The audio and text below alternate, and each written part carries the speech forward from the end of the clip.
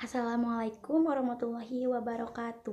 Perkenalkan, nama saya Putri Isyana Nur, siswa SMA Negeri 1 Majalaya kelas 10E. Di sini saya akan menjelaskan kepada teman-teman semua mengenai atmosfer. Sebelumnya, teman-teman ada yang pernah mendengar atau tahu apa itu atmosfer?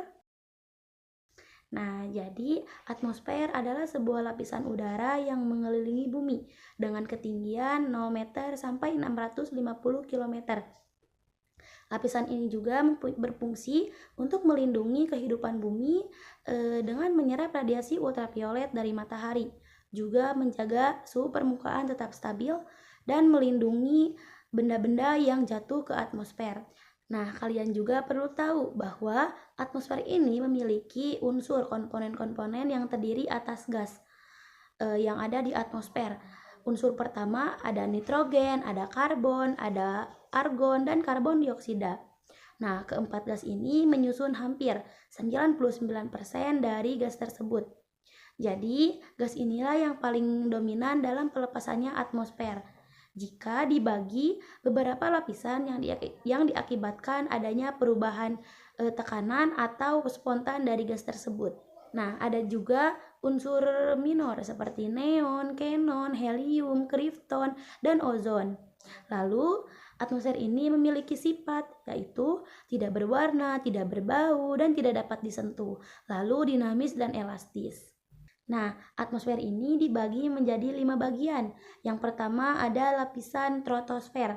Lapisan ini memiliki ketinggian 0, meter di permukaan laut hingga kurang lebih 10-18 km di atas permukaan laut. Nah, troposfer ini memiliki keunikan, yaitu setiap naik 100 meter ke atas, maka udaranya turun 0,6 derajat Celcius.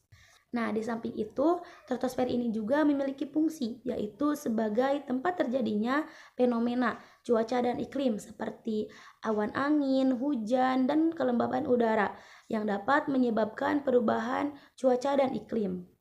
Batas dari stratosfer ini juga sering disebut dengan lapisan tropophause.